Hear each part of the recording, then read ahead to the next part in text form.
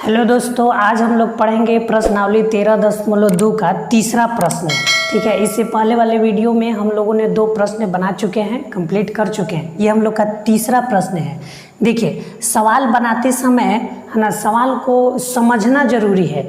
यानी कहने का मतलब कि एग्ज़ाम में ज़रूरी नहीं है कि ये 5 सेंटीमीटर ही दिखाई देगा लंबाई, और जो व्यास है वो 2.8 ही रहेगा। ठीक, तो हम लोग बनाने से ज़्यादा इसे समझने का प्रयास करेंगे।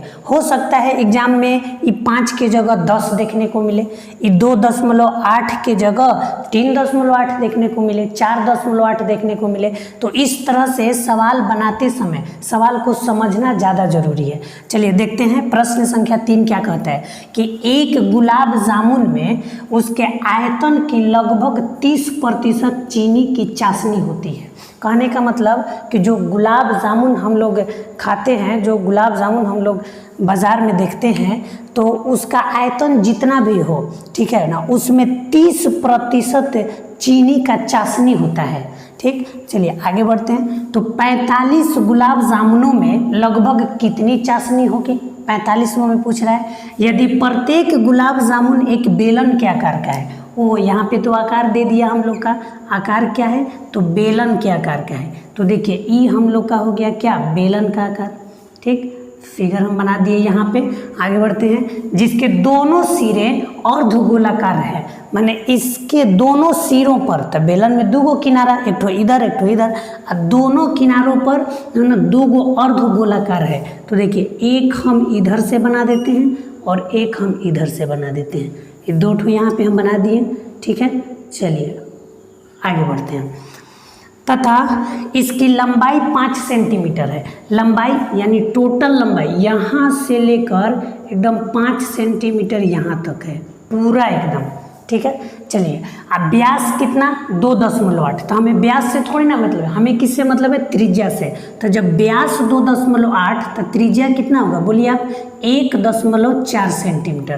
तो अब देखिए, जो मान लीजिए ये वृत्त है चाहे गोला है, यहाँ पे देखिए इसको बोलते हैं हम लोग त्रिज्या, रेडियस। ठीक है, आर से सूचित करते हैं। तो अब देखिए ई भी त्रिज्या होगा, इधर अगर मिलाएंगे ई भी त्रिज्या होगा। इसमें जितना हम लोग खींच रहे हैं ये सारा त्रिज्या होगा, और सबका लंबाई आपस में बराबर होता है। कहने का मतलब ये कि यहाँ पे देखिए ई त्रिज्या हो गया, माने 1.4 ई भी हुआ।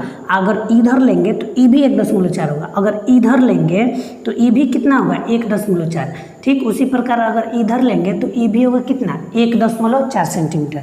चलिए यहाँ पे लिखते हैं कि जो व्यास दिया है, ठीक है ना, व्यास कितना दिया है 2.8 सेंटीमीटर। तो त्रिज्या कितना होगा, त्रिज्या इसका आधा 1.4 सेंटीमीटर। चलिए तो कुल लंबाई कितना दिया है, कुल लंबाई तो बोलिएगा कि कुल लंबाई यहाँ पे साफ हमें दिखाई दे रहा है कितना, 5 सेंटीमीटर। लेकिन सवाल बनाते समय हमें केवल बेलन की लंबाई पता करना होता है, केवल बेलन की लंबाई, बेलन की जो लंबाई बोलिए या ऊंचाई बोलिए। ठीक है, कितना होगा। तो देखिए जस्ट हम लोग ऐसा क्वेश्चन पढ़ चुके हैं कैप्सूल के तरह। ठीक है ना, तो कैप्सूल वाला के तरह भी ये भी सवाल है। देखिए टोटल कितना लंबाई है, 5। तो अगर हम बोलें कि केवल बेलन वाला लंबाई बताइए, किसका, केवल बेलन वाला, तो बोलिएगा कि इधर से 1.4 हटाइए और इधर से 1.4 हटाइए, यानी 1.4 और 1.4, 2.8। टोटल में से अगर ये 2.8 को हटा दिया जाए तो हम लोग का बचेगा क्या, बेलन वाला लंबाई। कहने का मतलब 5 में से घटा दिया जाए 1.4 और उधर वाला 1.4। ठीक है, तो अब देखिए 5 माइनस ये 1.4 1.4, यानी टोटल 2.8 इसमें से घटाना है। तो क्या बचेगा हम लोग का 2.2 सेंटीमीटर। चलिए आते हैं बनाते हैं। ठीक है ना, क्या निकालना है पहले हम देखते हैं। पहले हम आयतन निकालते हैं इसका। ठीक, 45 गुलाब जामुन का आयतन, 45 गुलाब जामुन का हम लोग आयतन निकालते हैं। तो पहले तो 1 का तो निकले, उसके बाद तो 45 का निकालेंगे हम। चलिए पहले अगर मान लीजिए इस 1 गुलाब जामुन का आयतन निकालना हो तो इसमें कितना चीज़ दिखाई दे रहा है, तो बोलिएगा 1 ठो बेलन और 2 ठो अर्धगोला। ठीक है, क्या दिखाई दे रहा है कि 2 ठो यहाँ पे अर्धगोला है, 1 ठो बेलन है, यानी 2 अर्धगोला का, 2 अर्धगोले का आयतन। ठीक है, और साथ में क्या लेंगे, बेलन का आयतन। दोनों को जोड़ दिया जाए, तो अगर हम इन दोनों को जोड़ते हैं तो क्या निकलेगा, सिर्फ एक गुलाब जामुन का आयतन निकलेगा। इतना लगाने से, इतना अगर लगाते हैं तो केवल एक गुलाब जामुन का आयतन निकलेगा, लेकिन हमें कितना निकालना है, 45 गुलाब जामुन। तो 45 को निकालना है तो इसमें कुछ करना नहीं है, बस 45 से हम लोग गुना कर देंगे। ठीक है, यहाँ से यहाँ तक अगर सूत्र लगाने से किसका निकलेगा, सिर्फ एक गुलाब जामुन का आयतन। हमें क्या निकालना है, 45 को, तो कितना से गुना, 45 से। चलिए देखिए, ये 45 गुना यहाँ पे हम लिख देते हैं, देखिए 2 और 2 गोला का आयतन क्या होता है, तो पिछले वीडियो में हम लोग पढ़ चुके हैं, क्या होता है 2/3 पाई आर क्यूब। ठीक, अब बेलन का आयतन क्या होता है, पाई आर स्क्वायर एच। चलिए मान रखते हैं, तो 45। अब ऐसा चीज जो दोनों में दिखाई दे, तो देखिए पाई आर क्यूब, अब पाई आर स्क्वायर, अगर पाई आर स्क्वायर तो हमें दोनों में दिखाई दे रहा है, निकाल लिया जाए बाहर पाई आर स्क्वायर। तो बचेगा क्या, तो देखिए इधर बचेगा क्या, 2 और 2 गुना करने पे 4 और बट्टा में 3, ये पाई निकाल लिए हैं और इसमें से 2 ठो आर निकाल लिए हैं, तो बचेगा क्या, सिर्फ 1 ठो आर। इसमें से पाई आर स्क्वायर निकल गया, बचेगा क्या, एच। चलिए मान रखते हैं, बस मान रखते हैं 45, पाई की जगह कितना 22/7, आर स्क्वायर यानी कितना, तो 1.4 गुना 1.4। चलिए 4/3, फिर आर के जगह कितना, तो 1.4, फिर एच के जगह कितना, एच, ये टोटल नहीं लिखना है, केवल बेलन वाला कितना है 2.2। चलिए अब आते हैं, इस दशमलव को उड़ाने पर बट्टा में 10, इसको भी हटाया जाए बट्टा में 10। चलिए काटते हैं, तो 7 से अगर 14 काटा जाए तो 2 बार में, अब 2 से इस 10 को काटा जाए तो 5 बार में, और 5 से इस 45 को काटा जाए तो 9 बार में। ठीक है, चलिए कितना बचा, फ्रेश लिखते हैं यहाँ पे, देखिए 9 गुना कितना 22, ठीक है, गुना कितना यहाँ पे 14 और बट्टा में कितना, तो 10। ठीक है, बट्टा में कितना आया 10। इधर बनाते हैं, जरा इधर बनाया जाए कोष्ठ वाला, तो 14 का पहाड़ा 4 बार, 14 चौके 56 यानी 5.6/3, आई प्लस कितना 2.2। चलिए इसी को गुना भागा करते हैं, देखिए ध्यान से, अगर 9 और 22 और 14 अगर गुना किया जाए तो 27/72 रहेगा, बट्टा में कितना 10। और इसको बनाया जाए, ठीक, इसको हम यहाँ रफ में बना लेते हैं और फिर यहाँ मान लिख देते हैं। देखिए 5.6/3 है, ठीक, तो ये दोनों का एलसीएम क्या होगा, दोनों का एलसीएम कितना होगा 3, तो ये 5.6, ठीक, इसके बट्टा में 1 है और एलसीएम 3 हुआ था, 3 से गुना 6.6। चलिए जोड़ते हैं, 6 और 6 कितना होगा, 12 का 2 हासिल 1, 6 5 11 1, तो 12 बट्टे में है ना 12.2/3, यानी इसको पूरा जोड़ने पर कितना आएगा 12.2 और बट्टा में 3। चलिए इसको उड़ा देते हैं, तो बट्टा में 0, यानी टोटल अगर देखा जाए तो 27/72 गुना 122 और बट्टा में कितना होगा 300। तो अब देखिए ये हम लोग का हो गया सेंटीमीटर क्यूब आयतन। चलिए अभी हम उसको इतना ही छोड़ते हैं, ठीक। हमें क्या निकालना है, हमें निकालना है कि 45 गुलाब जामुनों में लगभग कितनी चाशनी होगी, ठीक है, कितनी चाशनी होगी।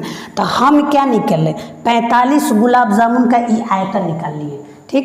अब ई आयतन निकाल लिए तो सवाल कहता है 45 गुलाब जामुनों में लगभग कितनी चाशनी होगी। तो चाशनी कितना होता है, देखिए यहाँ लिखा है 1 गुलाब जामुन में उसके आयतन का 30% चाशनी है। तो जितना आयतन निकला उसका 30% हम लोग निकाल लेंगे कि उसमें चाशनी कितना होगा, ठीक है, उसमें चाशनी कितना होगा। चलिए यहाँ पे मिटा देते हैं, ऊपर ही मिटा देते हैं, 30% निकाल देना है हमें, ठीक। 45 गुलाब जामुनों में चाशनी की मात्रा, ठीक है, तो कितना मात्रा है 30%, कहने का मतलब है जितना आयतन निकला 27/72 बट्टा में, अच्छा गुना 122 बट्टा में कितना 300, तो इसका जितना निकला इसका हमें 30% निकाल देना है, उतना ही चाशनी है। चलिए निकालते हैं, तो 27/72 गुना 122 बट्टा में 300 का मतलब गुना आहे 30, अब प्रतिशत का मतलब बट्टा में 100, ठीक। चलिए कटाते हैं, देखिए 0 से 0 खत्म और 3 से इसको कटाया जाए तो कितना बार में 10 बार में, ठीक है। चलिए इसको भी मिटाते हैं, तो अगर 27 72 और 122 हम गुना करते हैं तो यहाँ 3 3 8 1 8 4 और बट्टा में कितना, तो 100 और 10 यानी 1000। ठीक है, अब 1000 से देखिए भागा देना 1000 से बड़ी आसान है। कैसे, देखिए 1 पर 0 गिनिए, 1 पर कितना 0 है, संख्या गिनिए 1 2 3। जब 1 पे 3 गो 0 है, अगर हमें भाग दे लगाना इसमें तो पीछे से 3 अंक गिनिए। देखिए पीछे से 3 अंक 1 2 3, यहाँ पे दशमलव हो गया हम लोग का भाग। तो अगर देखा जाए तो लगभग कितना होगा, तो लगभग हम लोग बोल देंगे 338 सेंटीमीटर की, ये हो गया लगभग। ठीक, चलिए इस तरह से हम लोग का आ गया चाशनी की मात्रा 338 सेंटीमीटर क्यूब लगभग। अब आते हैं हम लोग क्वेश्चन नंबर 4 की ओर। एकदम ध्यान से देखिएगा। प्रश्न संख्या 4 कहता है कि एक कलमदान घनाभ के आकार की एक लकड़ी से बना है।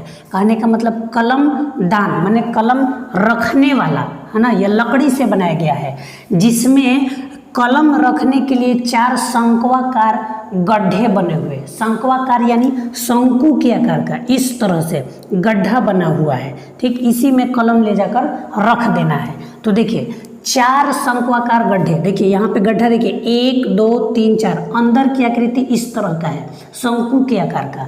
ठीक है, घनाभ की विमाएं 15 सेंटीमीटर गुना 10 सेंटीमीटर 3.5 सेंटीमीटर है घनाभ की विमाएं। तो देखिए ये तो प्रश्न में दिया है, क्या दिया है कि घनाभ की विमाएं। ठीक है, घनाभ की विमाएं, विमाएं के मतलब भुजा कितना दिया है, तो एक ठो भुजा दिया है। एल का मान कितना, तो 15 सेंटीमीटर, बी का मान कितना, तो 10 सेंटीमीटर और एच का मान 3.5 सेंटीमीटर। तीनों भुजा दे चुका है। आगे प्रत्येक गड्ढे की त्रिज्या, अच्छा ये जो गड्ढा है इसकी त्रिज्या दिया है कितना, 0.5 सेंटीमीटर। ओ यानी शंकु का त्रिज्या दे दिया, शंकु की त्रिज्या कितना दे दिया, कितना, तो दे दिया है कितना, 0.5 सेंटीमीटर। ठीक है, और गहराई 1.4। इसमें जो गड्ढा है यानी जो ऊंचाई है, अंदर की ऊंचाई यानी एच का मान कितना दिया है, तो एच का मान दिया 1.4 सेंटीमीटर। अब हमें क्या निकालना है, पूरे कलमदान में लकड़ी का आयतन ज्ञात कीजिए, माने इसमें कितना लकड़ी लगा हुआ है इसका निकालिए।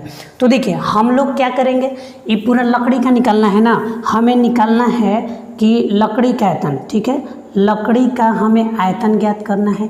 तो लकड़ी का आयतन ज्ञात करना है, तो देखिए ये तो आकृति कैसा है, घनाभ के आकार का। तो पहले हम पूरा आयतन निकालेंगे, किसका, तो घनाभ का आयतन निकालेंगे।